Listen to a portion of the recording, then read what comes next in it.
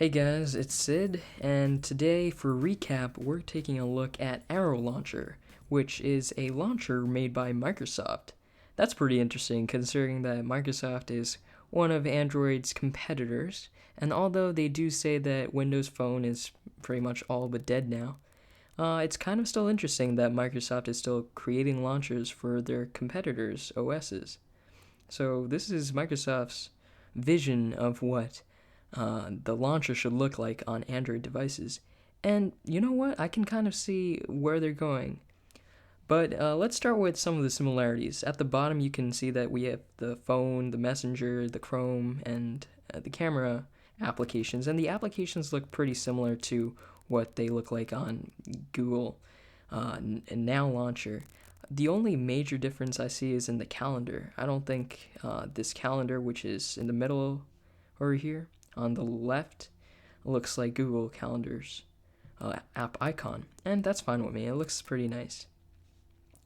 One thing I will say though is it looks very similar at the bottom, but that's pretty much where the similarities end.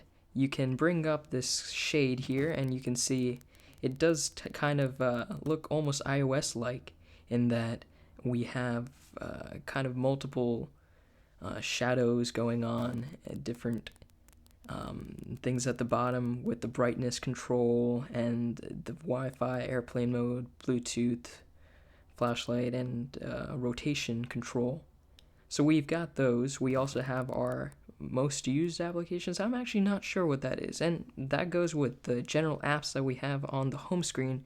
I'm only assuming that it's using an algorithm which figures that these are my most used applications.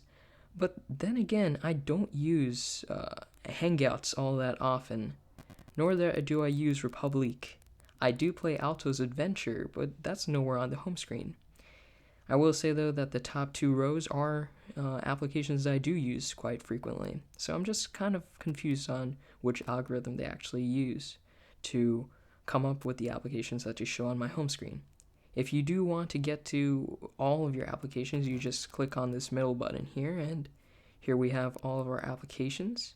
It's quite nice. It's similar to Google Now's idea of how the app screen should look. And you can scroll on the right side here. I like that a lot. It's quite nice.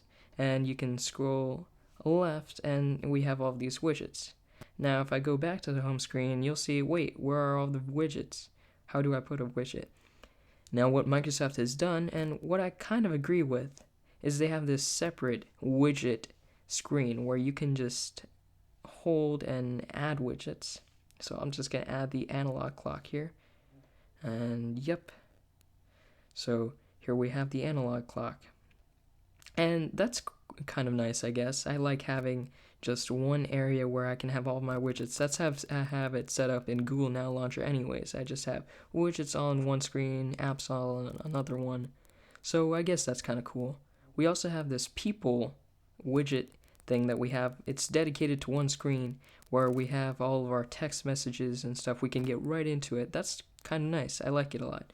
And here we have a recent page where I guess it's recent apps I see here, recent text messages, recent photos I've taken, and recent apps at the top. So that's kind of nice. I like that. But I mean, here's the thing, right? Like, what's the point of all of this? What is Microsoft going for? And I can see kind of the UI elements of Windows kind of creeping into Android. We can see that swiping horizontally, that's something that you do a lot in previous iterations of Windows Phone OS. It brings back like those from the days of Windows Phone 7 and everything. So it's a nice thing. But then again, there's a lot of redundancy, and I don't appreciate redundancy all that much. For instance, I bring up this notification, not notification, just this shade, and it has all these apps that I'm using, and that's kind of nice. But then I have apps on the home screen right here, so what's the point? Can I make folders? No, I can't, and that's the thing. Well, how do I make folders?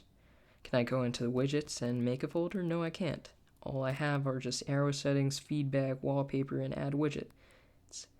And I guess I see what they're going for here, but I just feel like I see their vision, but I just don't think it's completely fully realized in this version of Arrow Launcher. But it's nice that they're trying. Another thing is this whole thing at the bottom here with the brightness, airplane mode, Wi-Fi, and all these other settings, that's redundant when you consider that I can just scroll from the top and it's all here anyways. And plus, I'd rather actually use all of these things over here because, and I'll just scroll over here, I try to click airplane mode and it brings me to my settings page where I have to manually turn on airplane mode. It's not a one tap, oh, let's just turn on airplane mode. No, it's not like that. So it feels not only redundant, but it's harder for the user to actually get to use. Apart from that, it does look very clean, I have to say. It looks almost as clean as Google Now Launcher. It's very minimalistic. I like the default wallpaper that they've set. I don't know what it is, but it looks very clean. I think it's a horizon. It looks kind of like a horizon. And that's the Arrow Launcher. I'm looking forward to what Microsoft brings to the Arrow Launcher, maybe its future updates. Would I recommend it at its current state? Now, it is a clean launcher, it's minimalistic. If you like having your widgets all on one page, and you are a person who texts a lot, likes going and getting straight into that without having to click on your messenger or whatever text app you have, then yeah, I guess you can find some value in this. For everyone else though, I would skip this because it doesn't really allow you to make app folders. It doesn't have a lot of the functionality that you might get in a more minimalistic and cleaner and more defined launcher like the Google Now Launcher. So that's just my 2 cents. I hope you liked this review of the Arrow Launcher, and I'll see you next time. Thank you.